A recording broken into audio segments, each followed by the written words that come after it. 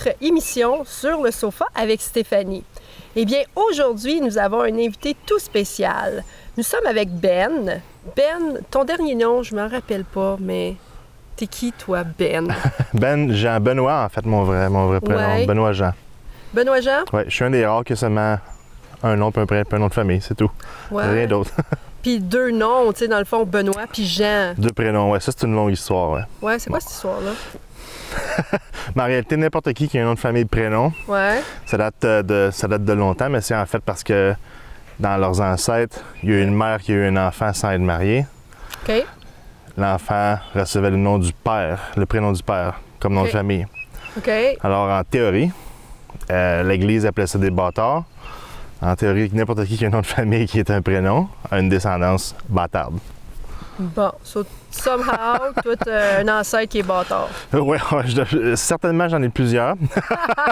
Mais aujourd'hui, ça ne dérange plus, bien entendu. Mais non, c'est certain. Ouais, à un moment donné, il y a eu un pauvre enfant qui a eu le nom de famille du nom de son père, en fait. Oh. Ouais. Donc, on sait au moins que Jean a eu du fun. Oui, oui. C'est ça. Oui, oui. Et donc, Benoît, le concept de l'émission, on va te l'expliquer, puis pour les gens à la maison aussi, c'est simple, il n'y en a pas de concept. Super. On a un sofa, on a un invité, puis on boit quelque chose. Puis on a juste une super conversation ensemble en apprenant à connaître qui tu es, puis l'atmosphère dans laquelle tu es. Génial. Et donc, aujourd'hui, tu nous as apporté un petit drink. Qu'est-ce qu'on boit, Benoît? Bien, ici, sur la ferme, on boit beaucoup d'eau, hein, parce qu'on travaille dehors tous les jours. Ouais. On n'est pas bien gros des buveurs de boissons sucrées ni d'alcool non plus. Fait que ça, Ouais. en réalité, c'est de l'eau avec du concombre et de la menthe. Sure. De l'eau de concombre qu'on appelle, c'est à la mode de ces temps-ci. Puis du concombre, ça donne qu'au mois de juillet, il y en a des tonnes et des tonnes et des tonnes. Et la menthe, en fait, on en fait pousser aussi. C'est un herbe qui éloigne les insectes, les fourmis de la maison. Fait qu'on en plante un peu partout. Puis ça nous envahit carrément. Fait qu'on utilise des concombres puis de la menthe. Nice! Ça fait quelque chose qui goûte bon. Bon, ben, ça me fait plaisir de te rencontrer. Pareillement, à Benoît. ta santé. Je peux t'appeler Ben? Oui, Oui. c'est mieux. Sais-tu, ça me fait sembler à... Tu sais, quand tu vas au spa, tu sais, les spas hyper chers, là. Oui. Bon, ben, c'est cette eau-là qui te donne. Puis Même chose, ouais. il Même charge chose. 5$ pour, sauf qu'aujourd'hui, on l'a gratuit. C'est quand même pas pire. Concombre bio, menthe bio en plus. Wow! En plus, De l'eau est l'eau, bio. ben oui, c'est de l'eau de puits naturelle de Hammond. Ouh, Fantastique. c'est fantastique. Donc, Ben, d'où viens-tu? Je viens de la Rive-Nord de Montréal. Les gens d'ici appellent ça Montréal, mais c'est pas Montréal. Je suis pas né sur l'île, ni à Laval, c'est la Rive-Nord, c'est dans une petite ville qui s'appelle Lorraine. Je dirais le point de repère pour les gens qui ne connaissent pas la région, ça serait probablement Sainte-Thérèse ou Mirabel, pas trop loin de là, à peu près 10 minutes de là. C'était, quand j'étais jeune, c'est la banlieue de Montréal, la banlieue de Laval, en fait, super tranquille. Une petite banlieue avec des grands terrains, puis j'ai fait une enfance qui était vraiment simple. Fait du vélo, jouer au baseball, jouer au hockey. un petit gars de ville, en réalité, un petit gars de banlieue. Oui. Oui.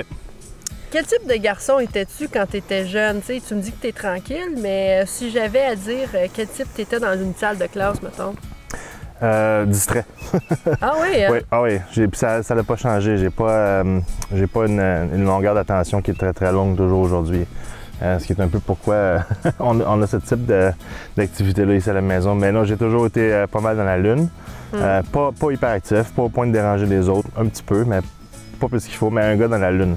Jamais j'aurais pu écouter un professeur pendant plus que 5-10 minutes sans complètement partir dans mes idées. Mais en réalité, j'étais pour vrai un petit gars tranquille. Pas du tout hyperactif, pas plus énergétique qu'un autre, mais distrait, définitivement très distrait. Puis, si tu étais dans tes idées, qu'est-ce que tu pensais quand tu étais jeune? C'était quoi tes... si tu étais dans la lune pour quelque chose? Oui. J'ai toujours eu... Jusqu'à aussi longtemps que je puisse me rappeler, j'ai toujours eu une passion pour les transports. Je me souviens aussitôt que j'étais assez grand pour monter sur le divan du salon puis voir le camion de vidange passer. J'ai dit que je voulais être conducteur de camion de vidange. Plus tard, j'ai vu un train, j'ai dit que je voulais conduire des trains. Un peu plus tard, j'ai vu des avions dans le ciel, puis là, je voulais piloter des avions. Puis je dirais que, autant que je peux me rappeler, à chaque fois que j'avais des idées ailleurs, c'était dans les transports. J'ai une fixation pour les choses, pour la motricité, pour pour les mouvements, les transports, les machines. Ça a toujours été pas mal le cas. Je faisais des dessins d'aéroport sur mes feuilles de devoirs, je dessinais des avions. J'amenais même des encyclopédies des fois, puis des livres d'avion dans mes cours. Pour te montrer à quel point distrait que je pouvais être. Wow! Ça, tu pensais à ça quand tu étais jeune? Oui, complètement. Complètement, oui. Donc, là, tu fais ça quand tu es jeune. Qu'est-ce qui arrive quand tu deviens ado? Il n'y a pas grand-chose qui a changé. Ah non, hein? Non, quand je suis venu ado, ma passion pour l'aviation, en fait, a resté. Mes distractions aussi ont resté. Mais j'ai décidé de rentrer dans les cadets de l'air quand j'étais plus jeune. Une journée que je finissais un cours de natation, je suis sorti avec mon père, c'était le 11 novembre, parade d'armistice. J'ai vu toutes sortes de monde en uniforme dehors, juste en face du collège où j'étais.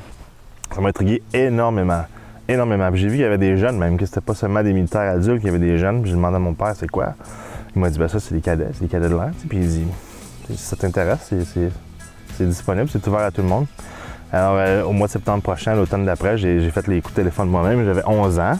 Puis j'ai décidé de rentrer dans les cadets de l'air à ce moment-là. Puis ça l'a aidé beaucoup parce que c'est comme si c'était une drogue un petit peu. Ça m'a guéri de certaines distractions parce que à chaque samedi, puis une fois par semaine, c'était une journée complète, une dose d'aviation puis de transport, puis de penser à des choses plus adultes, si on veut, plus en avant de mon temps académiquement. Puis quand je retournais à l'école, je pensais aux cadets, bien entendu, mais on dirait que j'avais un petit peu plus de facilité à me concentrer sur les cours à ce moment-là. Mais oui, ça va toujours rester, ça c'est certain. Ouais. Qu'est-ce que tu aimais des cadets de l'air? Qu'est-ce qui attire quelqu'un au cadet de l'air? Il y a plusieurs choses. Les cadets de l'air, c'est pour la forme physique. Il y a beaucoup de sport d'équipe. C'est pour l'esprit d'équipe aussi. Puis il y a aussi un élément qui est pour encourager l'intérêt envers les forces armées. Je ne sais pas si le mandat des cadets a changé, mais c'était très clair dans ce temps-là qu'un des 3 mandats qui était ce que je viens de nommer était d'encourager les gens à aller vers les forces armées canadiennes. Puis ça, c'était un gros intérêt pour moi. J'ai toujours été impressionné par les gens en uniforme, toujours été impressionné par la droiture, par... La discipline? La discipline un peu, oui, mais surtout le look, surtout ce que ça l'impose. Ce que ça l'impose quand tu vois un groupe de militaires tout en rang, puis l'énergie que ça dégage. J'ai jamais été un enfant qui regardait des films de guerre, qui jouait avec des bonhommes de guerre, même pas de fusil, rien de ça, ça m'a jamais intéressé en fait. Toujours pas aujourd'hui. mais oui, très intéressé par la stature, puis par comment imposant que c'était. Puis surtout qu'il y a 3 éléments dans les forces armées ici au Canada. Il y a l'air, la marine, puis la terre. Puis j'avais l'occasion d'aller dans l'armée de l'air, dans les forces aériennes, qui était génial pour moi. C'était presque impensable. Les cadets de l'air aussi, à l'époque, puis encore aujourd'hui, tu avais l'opportunité d'apprendre à voler à un très jeune âge.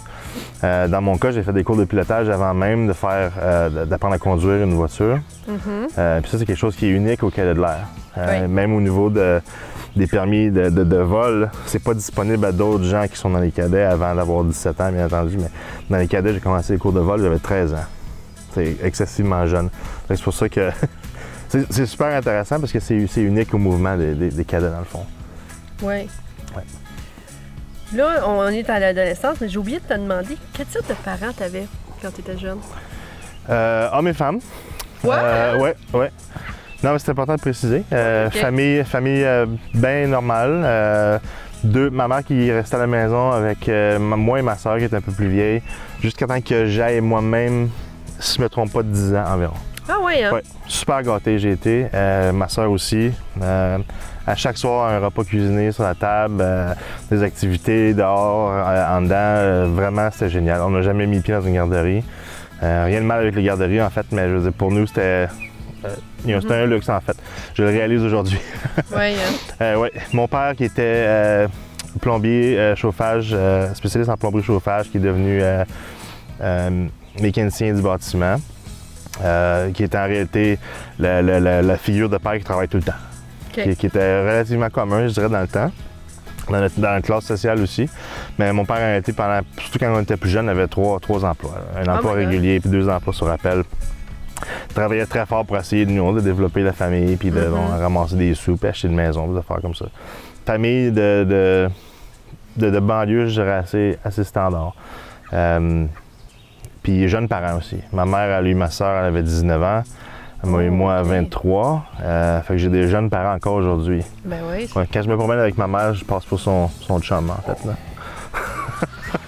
Un peu bizarre des fois. C'est correct, tant mieux pour elle. Mais c'est le fun parce que ça fait aussi des jeunes grands-parents. Oui, exactement. Puis ils sont super énergétiques. On a 2 enfants maintenant, puis les grands-parents viennent ici, puis ils jouent avec les enfants toute la journée sur la ferme. Ça, c'est fantastique. Ils peuvent en profiter au maximum. Je sais pas s'ils pensent la même chose, mais pour nous, c'est génial. Ouais, moi, je pense que oui. Ah oui, non, il n'y a pas aucun doute. Il n'y a aucun doute. Un grand-parent puis son petit-enfant, là, tu peux pas y enlever ça. Non, non, ils ont vraiment beaucoup de plaisir ensemble. Puis les enfants sont super chanceux d'avoir des grands-parents qui sont jeunes comme ça aussi. Ben oui, ouais. Exact. Donc là, on retourne. Là.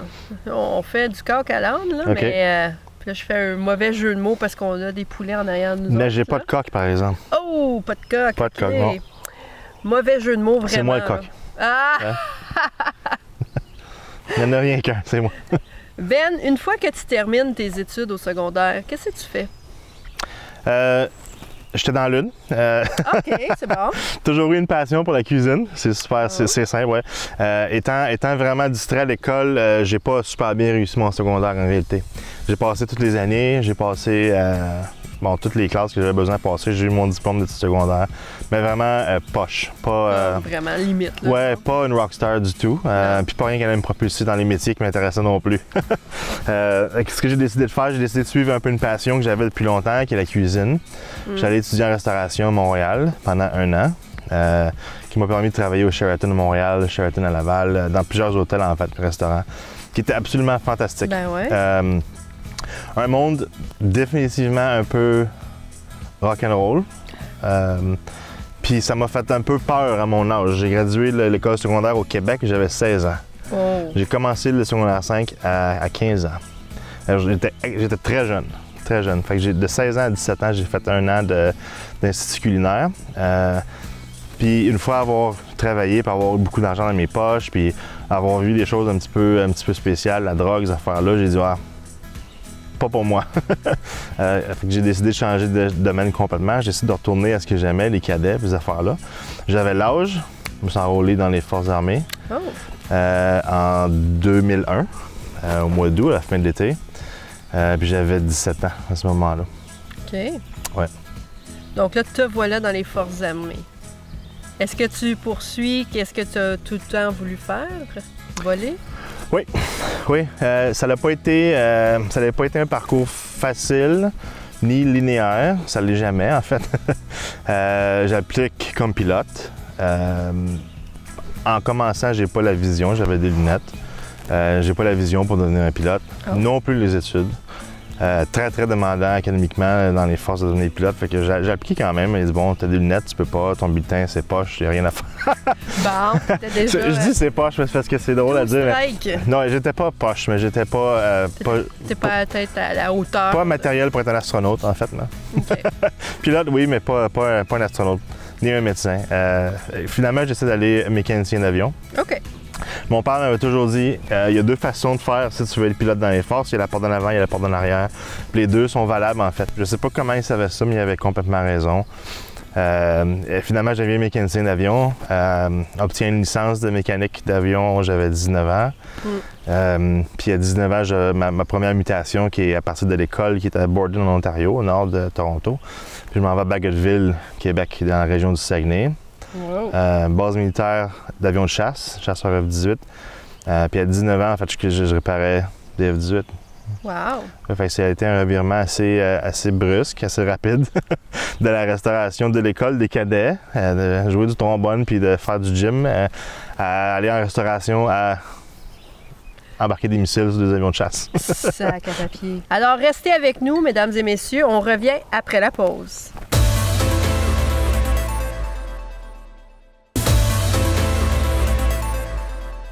Alors, bon retour de la pause. Si vous avez manqué le premier segment de cette émission, je suis présentement avec Benoît Jean. Oui, il a 2 prénoms. Et nous sommes en train de découvrir Benoît sur la ferme Hidden Trail Farms, qui se situe sur la rue Saint-Félix, dans la région de Hamun. Oui, c'est Hamun, hein? Ouais. Et donc, Benoît, on est en train de parler de ton parcours dans les forces canadiennes. Tu as fait mécanicien. Et comment te rends-tu finalement ici à Hidden Trail Farms?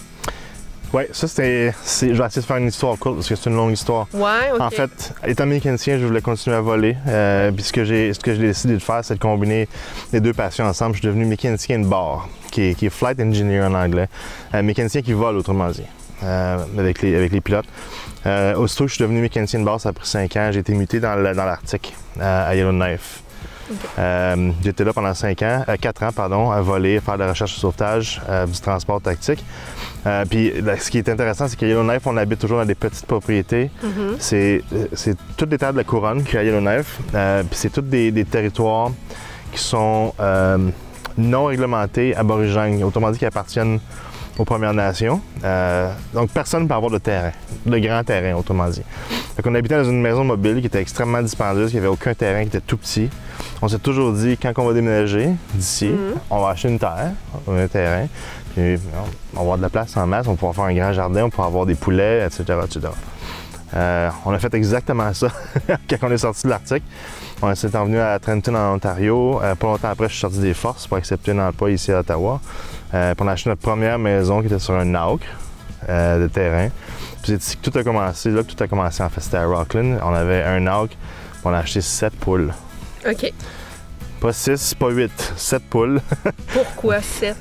On avait réservé 6. Quand on est allé les chercher, il y a un poussin qui s'est sauvé pendant qu'on était en train de les prendre. Oui. Ça, c'était la 7e. Puis ça donne quoi? Puis ils sont encore là aujourd'hui. La 7e, c'est Olga. C'est une poule qui est de race polonaise. Puis c'est le boss en plus. Puis c'est la mascotte. Hein? C'est la mascotte de la ferme. Elle est sur nos photos. Elle est un peu partout. Fait que Olga, c'est le numéro 7. OK. À partir de là, tout a commencé. On a eu 7 poules. On commence à faire des œufs beaucoup. On s'est rendu compte que les voisins voulaient des œufs tout le temps, que tout le monde était super intéressé. Le monde venait sur la ferme, pas sur la ferme, il venait chez nous, puis il posait des questions. Ah, vous avez des poules, c'est fantastique, comment ça marche? Ça prend-tu un coq? Ça prend... Puis nous autres, on en prenait une tonne en même temps. Fait qu'on s'est dit, bon, ça nous intéresse vraiment. On a besoin de plus de terrain. On a besoin de plus de place pour développer ça un peu. Puis c'est ici qu'on arrive. On a déménagé d'une vingtaine de kilomètres de Rockland jusqu'à ici, à Hammond.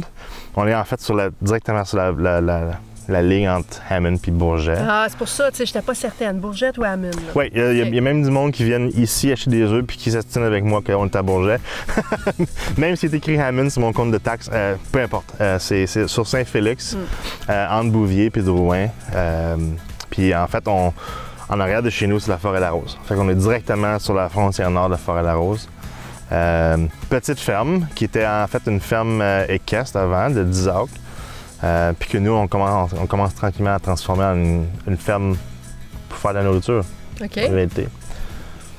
Mais là, c'est sûr que j'ai des questions parce que, tu sais, je veux dire, tu pars de mécanicien d'avion, puis tu t'en viens faire de la ferme. Ouais. C'est quoi cette transition-là? Tu sais, je veux dire, t'avais-tu étudié là-dedans? Tu connaissais-tu quelque chose? Ou tu t'en viens, puis je sais pas, mais je vais le faire? Oui, c'est une bonne question. On connaît rien, absolument rien là-dedans. Okay. Ni moi ni ma conjointe. La seule chose qu'on sait, c'est qu'on aime beaucoup les animaux. On est les deux intéressés par l'agriculture. On est les deux soucieux du choix des ingrédients, de l'environnement, de l'usage des pesticides, tous les sujets d'actualité, si on veut, qui tournent autour de l'agriculture, puis de ce qu'on mange. Moi, ayant étudié à l'Institut culinaire, j'ai toujours un œil pour les ingrédients. Ils ont de qualité. On est parti de là, en fait. Avoir 7 poules au début, ça paraît super bénin, mais on a appris énormément. Énormément. Parce que c'est pas des animaux de compagnie, c'est des animaux de ferme, même si on a seulement 7 ou 3 ou 4, ça change rien. On a appris super vite beaucoup de choses, puis on s'est dit, wow, on est vraiment capable de développer. Puis c'est pour ça qu'on est rendu un petit peu ici aujourd'hui. À chaque fois qu'on introduit soit une nouvelle espèce ou une nouvelle entreprise, si on veut, par exemple, cette année, on a introduit les jardins pour le marché, les légumes, les fruits. À chaque fois qu'on introduit une nouvelle espèce, c'est toujours à l'essai. C'est toujours dans l'optique, qu'on connaît absolument rien dans le domaine. On essaie de s'entourer de gens qui en connaissent un peu plus. On demande conseil souvent. Puis on utilise notre tête, surtout. Puis c'est ça qu'on aime, moi et ma conjointe, les deux, beaucoup, c'est que c'est un challenge incroyable. Incroyable. C'est extrêmement difficile, en fait, de faire de l'agriculture. Il y a une expression qui dit « It's not rocket science, it's agriculture, it's much worse ». Puis c'est la réalité, parce que évoluer avec la nature, qui est une variable, surtout de ces temps-ci, ça rend les choses extrêmement compliquées. Évoluer avec des animaux qui ont chacun leur personnalité, qui sont des êtres à part, ça aussi c'est compliqué. On peut regarder sur Internet comment faire, pour lire dans les livres comment faire pendant des jours, des semaines, des mois, mais tout ça peut prendre le bord en temps de quelques secondes quand on l'essaye ici sur le terrain. C'est ça qu'on trouve intéressant à nous, c'est qu'on a appris ça tôt, de ne pas se fier trop à l'Internet, aux livres puis aux choses qu'on voit partout, mais de prendre le minimum d'informations nécessaires sur un sujet, puis après ça d'observer qu'est-ce qu'on a pour travailler avec, par exemple le terrain, où on peut mettre le jardin, puis travailler avec ça. Puis c'est comme ça, on n'est pas des experts du tout, mais c'est comme ça qu'on apprend puis qu'on devient un peu meilleur. Explique-moi ta première, tu sais, parce que tu as fait beaucoup d'apprentissage, là. Pense à ta première fois que tu as appris sur quelque chose. C'est sûr qu'elle t'a marqué parce que... Oui.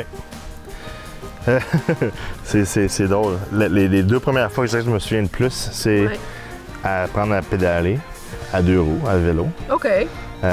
J'ai toujours été très moteur, fait que ça n'a pas été un problème. Je me souviens, mon grand-père m'avait amené un vélo, il avait des petites roulettes. Dans la même soirée, on avait enlevé les roulettes, puis je m'en allais tout seul, il n'y avait pas de problème. Puis ça, je m'en souviens clairement. Puis le même grand-père, qui était super gadget pour son âge, en tout cas, qui avait acheté un Nintendo. Dans le temps, j'avais appris à courir, faire les Jeux olympiques sur le tapis, le tapis Nintendo. Puis pour moi, c'était un exploit parce que personne n'avait de Nintendo dans le temps. J'étais un petit peu comme une rockstar, si on veut. Fait que j'avais appris ça pas mal vite, disons. Mais pense à tes apprentissages de la ferme.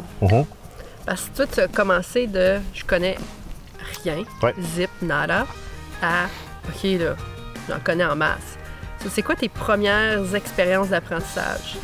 À la ferme, bon, c'est les poulets, parce qu'on a commencé avec les poulets. Poulets, jardin, je dirais, on avait les poules, puis le jardin à l'autre propriété à Rockland. C'est quand qu'on s'est dit dans notre tête, qu'on a arrêté de se dire que c'était facile. Parce que tout le monde dit « Ah, commence avec des poules, c'est facile. » C'est vrai, c'est quelque chose que tout le monde peut faire, mais que pas tout le monde peut faire très bien. C'est quand on a fait le déclic dans notre tête, qu'on a arrêté de se dire que c'était facile, qu'on a réalisé que ce qu'on faisait, c'était pas parfait, puis loin de là, en fait. C'est une chose de construire un poulailler puis de mettre des poules dedans puis les nourrir.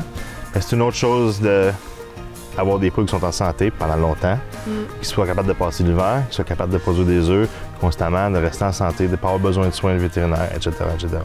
Puis c'est ça qui rend les choses un peu plus compliquées. Même chose pour le jardin. Faire pousser des choses dans un jardin pour goûter, pour essayer, pour avoir du fun, c'est une chose. Faire pousser des choses dans un jardin pour un marché, avec des cédules, avec des clients qui attendent des résultats, un restaurant même, ça c'est une autre chose complètement. C'est extrêmement compliqué, puis ça rend le défi beaucoup plus intéressant. La première, je dirais, grande réussite qu'on a faite pas dans le jardin, mais c'est avec des microgreens, qui sont des pousses de plantes. Puis c'est relativement simple à faire à la maison. Fait que on a été attiré par ça immédiatement. Ça n'a pas besoin de trop d'investissement initial. Mais c'est une chose aussi qui peut devenir très compliquée pour des raisons d'hygiène, des raisons de logistique. Quand on commence à prendre des commandes de des clients, par exemple, puis ils nous disent « Ah, j'aimerais ça en avoir tant le lundi ou tant », là, c'est là que la logistique rentre en ligne de compte. Il faut que ça soit parfait, la bonne grandeur, la bonne fraîcheur, prête à couper, à date pour le client, pour pouvoir donner ça au bon moment. Puis ça, c'est des choses qu'on commence à peine à maîtriser. Là. Fait que je dirais, les poules, définitivement, on est pas mal mieux qu'on était. Puis le jardin, bon, les pousses, c'est probablement notre spécialité en même temps en ce moment. Puis les concombres. Ah, ben les concombres, ils sont bons. Ouais, on n'a pas de misère avec les concombres. Mais dis-moi, tu sais, c'est une chose de commencer une ferme parce que, tu sais, on veut en apprendre davantage, mais c'est une autre chose d'essayer d'en faire un commerce. Oui. C'est quand est-ce qu'on fait cette transition-là ici? Faut être un peu lunatique, je dirais. Parce que la réalité est telle que pour en faire un commerce d'une ferme ici en Ontario ou dans la plupart du Canada, je dirais, ça prend beaucoup d'argent, ça prend beaucoup de capital. À moins d'hériter d'une ferme, puis même en héritant d'une ferme, c'est extrêmement capital intensive. Ça prend beaucoup d'argent pour bon, l'équipement, le matériel, la terre même, les taxes, parce qu'une propriété agricole, ça coûte extrêmement cher de taxes. Généralement, c'est un petit peu brisé, les maisons, c'est pas idéal, il y a beaucoup de réparations à faire, etc. Nous, ce qu'on a fait, c'est que on a commencé à réaliser à quel point le monde était intéressé par ce qu'on faisait. Puis on s'est dit, on a fait un petit peu de calcul, pas trop, parce que parce qu'on voulait pas s'ennuyer, mais on n'a pas le choix parce que la planification est importante. On a fait un peu de calcul, puis on s'est dit, bon, si tout le monde achète nos œufs, puis on achète 30 poules de plus, ça va faire tant de douzaines d'œufs par semaine de plus. Est-ce qu'on est capable de les vendre? On a fait un petit sondage vite sur Facebook, oui, boum, on est capable de les vendre. Puis là, aujourd'hui, on a le maximum à quantité de poules qu'on est capable d'avoir, puis on vend tous nos œufs tous les jours, tout le temps. Puis c'est un petit peu comme ça qu'on se développe.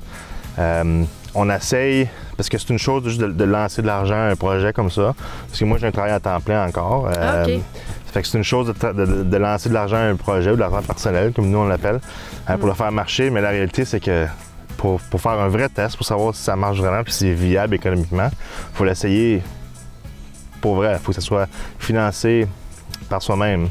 Puis c'est ça qu'on essaie de faire maintenant. On a investi beaucoup d'argent personnel pour les infrastructures, pour la ferme. Puis maintenant, ce qu'on fait, c'est qu'on essaie que la ferme se finance elle-même.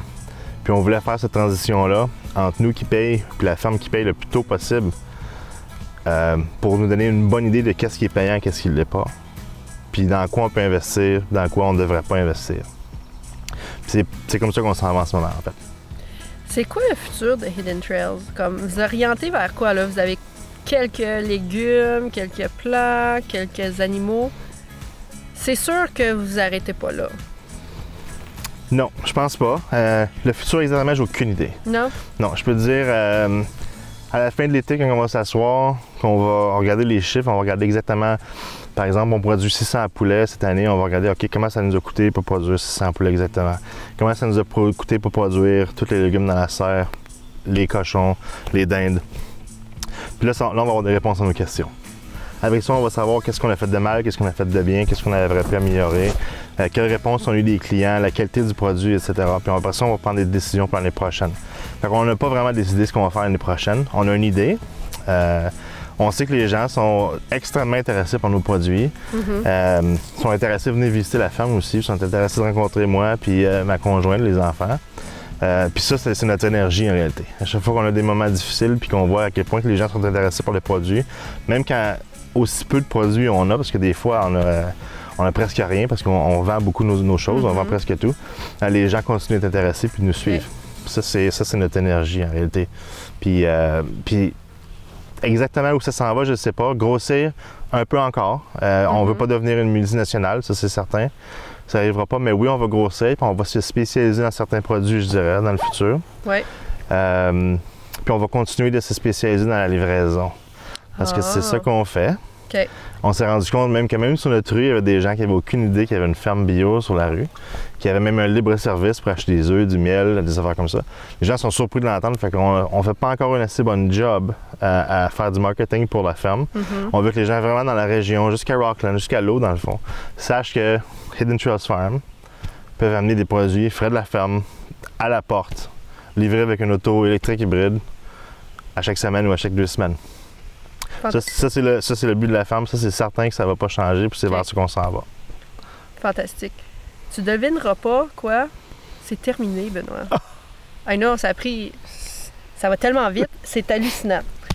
Ma dernière question, là, je te dis, là, faut que tu m'évalues mon sofa de 1 à 10. On s'en va par en arrière un petit peu tranquillement. On s'en va par en arrière tranquillement, mais selon toi, est-ce que tu le trouves hot, mon sofa? Très. De 1 à 10? Ben, de 1 à 10? Ouais. Je dirais... Ben, c'est 9. Un bon 9. Ouais, c'est fait sur mesure avec ton nom, là. Puis, ouais, oui, regarde, écoute, il y a du budget là-dedans, là. Ouais, puis il est très solide, parce que je pèse quand même presque 180 livres, fait que... Elle est bonne, Pourquoi arrive quoi? Eh bien, pour vous à la maison, si vous avez bien aimé ce que vous voyez aujourd'hui, ce que vous avez entendu avec Benoît Jean, venez visiter Hidden Trails Farms. Ça vaut le détour ici à Hammond, sur la rue Saint-Félix.